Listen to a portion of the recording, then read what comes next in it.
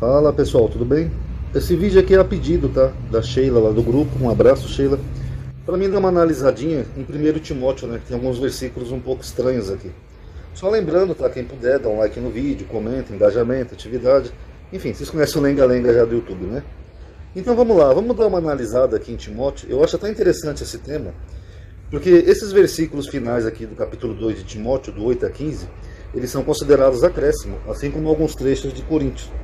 E eu acho até legal a gente abordar esse tema, porque os crentes, aqueles mais fundamentalistas, eles acham que a Bíblia é toda inerrante, inefável, é a palavra de Deus, inspirada pelo Espírito Santo, e eles não admitem que a Bíblia tem sim acréscimos, né? Acréscimos feitos por homens, copistas, escribas. Então eles vão ter alguns probleminhas, né, com alguns versículos que estão aqui na Bíblia, que são praticamente heréticos dentro da crença deles mesmos. E nós vamos entender por quê. Então, vamos começar aqui com o versículo 8 de 1 Timóteo 2, que diz assim: preste atenção. Quero, pois, então aqui é o autor falando, não sei com que autoridade, né, porque Paulo ele se coloca aqui numa posição de quem tem a autoridade, né, para determinar as coisas. Quero, pois, se bem que aqui não é bem Paulo, né, essa Timóteo também ela é considerada uma pseudo-epígrafe, mas aí eu não vou fugir da questão, tá? O fato é que o autor diz: quero, pois, que os homens orem em todo lugar. Ó, todo o lugar. Ele quer que os homens orem em todo lugar, levantando mãos santas, sem ira nem contenda. Parecido com o que a gente tem visto nesses movimentos patriotas aí, as pessoas orando nas ruas, em tudo que é lugar, as pessoas orando. Beleza. Qual que é o problema disso? O problema é que Jesus tinha proibido isso, aqui segundo o Evangelho de Mateus. Vamos ver aqui, ó. E quando orares, não seja como os hipócritas, pois se comprazem em orar em pé nas sinagogas e aonde, ó? As esquinas das ruas. Então Jesus está falando que essas pessoas que oram nas ruas, elas são hipócritas. É o que Jesus está dizendo aqui. Eu não escrevi a Bíblia, tá? Só lembrando. Eu só estou lendo o que está escrito. Eu não mudei um versículo sequer do que está escrito. Qualquer um pode abrir a Bíblia aí, em Mateus 6, versículos 5 e 6. Ó. Não sejam como os hipócritas, pois se comprazem em orar em pé nas sinagogas e às esquinas das ruas, para serem vistos pelos homens. Em verdade vos digo que já receberam o seu galardão. Mas tu, quando orares, entra no teu aposento, no teu quarto, e, fechando a tua porta, ora ao teu pai que está em secreto, ou seja, para orar em segredo, secretamente, sem ninguém ver, para ninguém nem saber que você está orando. Esse é o certo. E teu pai que vem em secreto te recompensará publicamente. Então o que Jesus falou? Para orar em tudo que é lugar, pessoal? Não. Dentro do que está escrito aqui na Bíblia, repetindo, eu não sou o autor da Bíblia, o próprio Jesus diz: ora no teu quarto, entra no teu quarto, fecha a porta, não deixa ninguém te ver e ora em secreto. Aí o teu pai que está em secreto vai te recompensar publicamente. Mas segundo o autor de Timóteo aqui não, é para orar em todo lugar, para ser visto por todo mundo. Ou seja, esse autor de Timóteo está formando fariseus dentro do entendimento bíblico, tá bom? Moralismo. No próximo versículo nós temos umas pautas morais aqui do autor. Ó.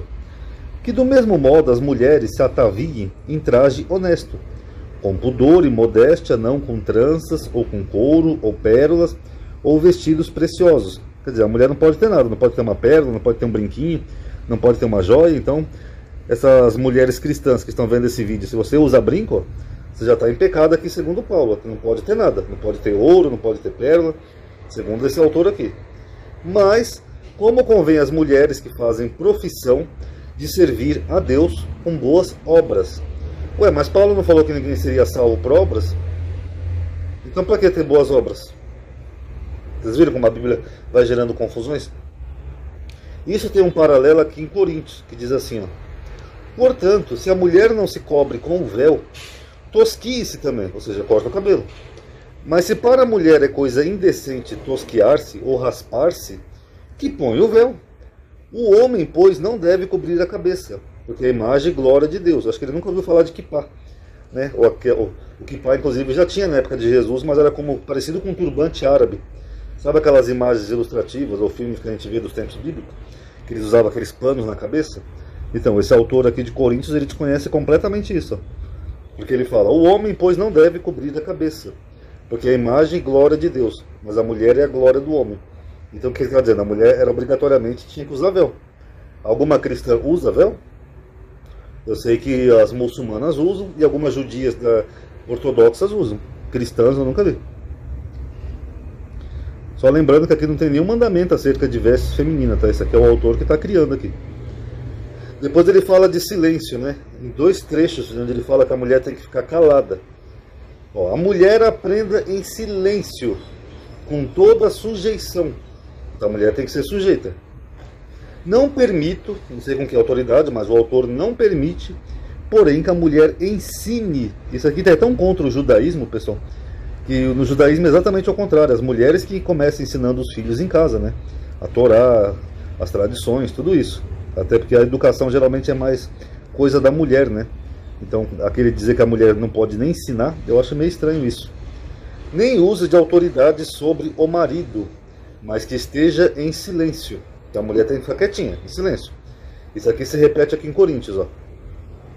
As vossas mulheres estejam caladas nas igrejas, caladas, em silêncio, porque não lhe é permitido falar. Não sei onde é que esse autor tirou isso, mas as mulheres não é permitido falar na igreja. Como é que hoje em dia no Brasil tem até pastora, né?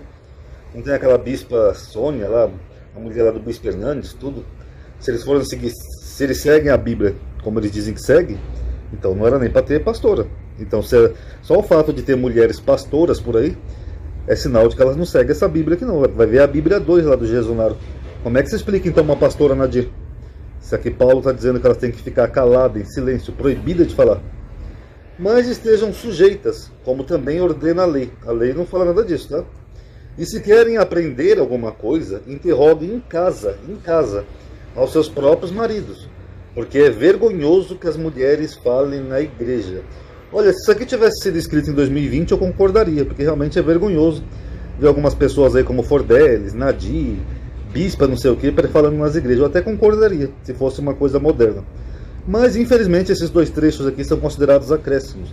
E eu vou explicar para vocês por quê. Primeiro que o próprio Paulo em Coríntios tinha falado que a mulher tinha o direito de orar e profetizar. Aqui, ó. Mas toda mulher que ora ou profetiza, como é que a mulher vai orar com a boca fechada, pessoal? Se a mulher estivesse numa igreja, ela ia orar como? Por telepatia? E profetizar, ela ia profetizar como? Por língua de sinais? Então não, Paulo já tinha dito, ó, toda mulher que ora ou profetiza com a cabeça descoberta, desonra a sua própria cabeça, porque é como se estivesse rapada. Então só esse trechinho aqui, esse versículo, já prova que esses outros 2 aqui são acréscimos. E aí vem o machismo, né? No versículo 13 e 14, que ele fala assim, ó. Porque primeiro foi formado Adão, e depois Eva. Então preste atenção, ele fala que primeiro foi feito Adão, e depois foi feita Eva. E Adão não foi enganado, mas a mulher, sendo enganada, caiu em transgressão. Isso tem um paralelo também em Coríntios, que ele fala assim, ó. Porque o homem não provém da mulher, mas a mulher do homem. Isso aqui a ciência discorda, tá? Eu até fiz uma live aqui que entrou um biólogo, que ele falou que isso aqui seria completamente impossível, né, pela biologia. Na verdade, o primeiro ser que se desenvolveu foi o feminino e depois evoluiu para o masculino, tá? Porque também o homem não foi criado por causa da mulher, mas a mulher por causa do homem. É isso que ele está dizendo aqui o autor, ó. Que primeiro foi feito o Adão, que Adão não foi enganado, mas só Eva, e que primeiro foi criado um homem e a mulher foi criada por causa do homem.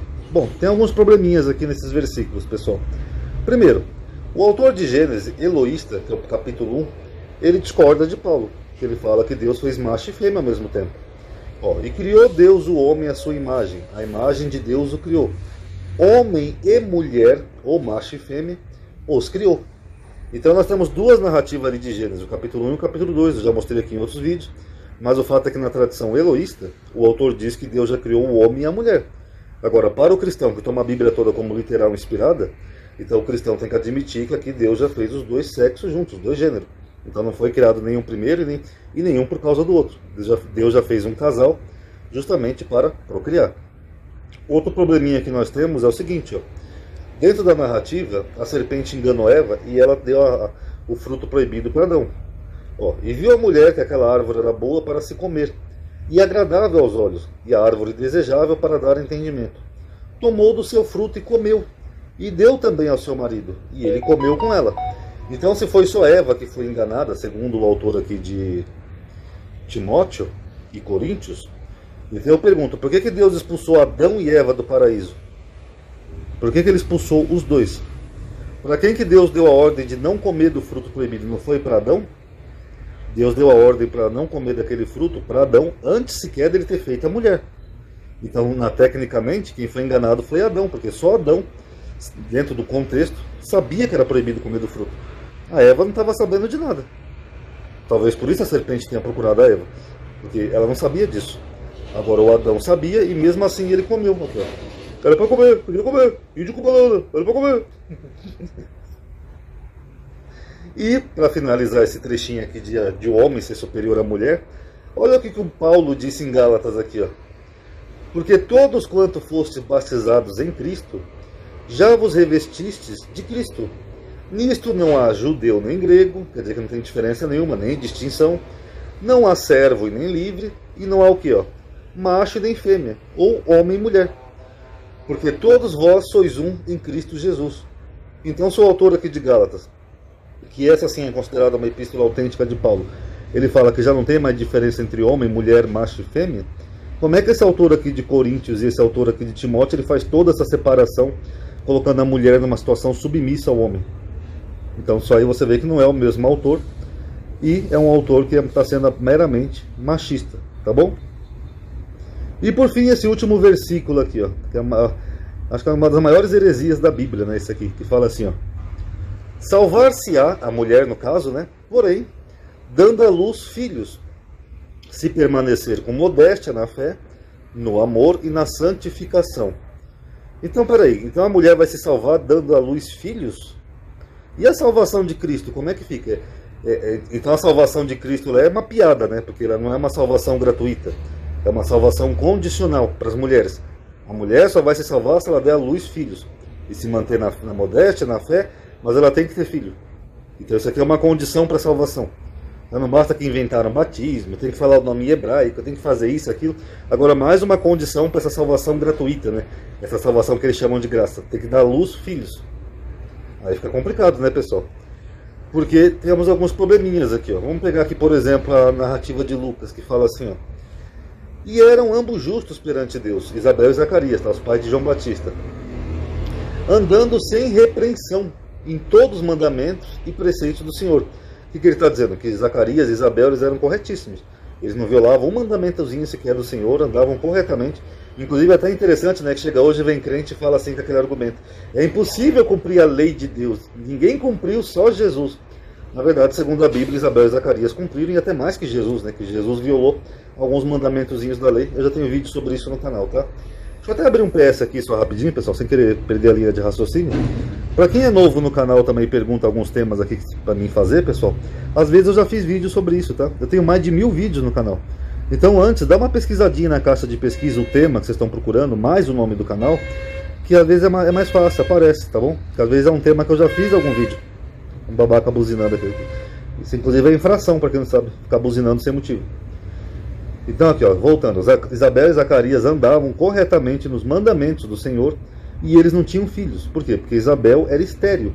Então eles eram pessoas decentes, pessoas corretas, pessoas que não cometiam pecados, mas Isabel era estéril. Então, segundo esse autor aqui de Timóteo, Isabel seria condenada. Ela não teria salvação, porque ele diz que a mulher vai se salvar dando à luz filhos. Agora, no caso de Isabel, teve um anjo que apareceu, aí miraculosamente ela conseguiu engravidar mesmo sendo estéril. Agora, e a mulher boa e santa que nem Isabel, que fosse estéril e não aparecesse nenhum anjo? Então ela não se salvaria, porque ela não deu à luz filhos? E as outras mulheres estéreis da Bíblia que nós vimos que eram mulheres santas, como por exemplo Sara, Rebeca, esqueci o nome daquela outra lá, Sara, Rebeca... as mulheres dos 3 patriarcas, Abraão, Isaac e Jacó, as 3 eram estéreis, o que seria uma coincidência incrível, né? Mas enfim, elas não se salvariam então, porque não deram à luz filhos? E a mãe de Sansão e a mãe do profeta Samuel, que também eram estéreis? Então, sabe, esse autor colocar isso aqui como uma condição de salvação, dar à luz filho, é de uma heresia, sabe, sem tamanho, que eu não sei nem como é que os crentes admitem que isso esteja ainda na Bíblia, porque esses trechos são meramente acréscimos, não são do mesmo autor, e são trechos machistas. São trechos que vão contra a própria soterologia cristã, que fala que a salvação é condicionada à crença em Jesus, em Cristo, e não a da luz filhos. Jesus nunca falou assim, ó, vinde a mim, mulheres que deram à luz filhos, que vós sereis salvas e benditas de meu Pai. Jesus nunca impôs essa condição. Então é praticamente uma bobagem sem tamanho e uma heresia. Tá bom, galerinha? Então tá aí, obrigado por terem assistido. Eu espero que tenham gostado. Quem puder dar um like no vídeo, tá? Como eu peço sempre em todo vídeo. Eu sei que é chato ter que estar sempre lembrando, mas isso ajuda a aumentar a atividade do canal, tá bom? Obrigado aí por terem assistido. Paz a todos.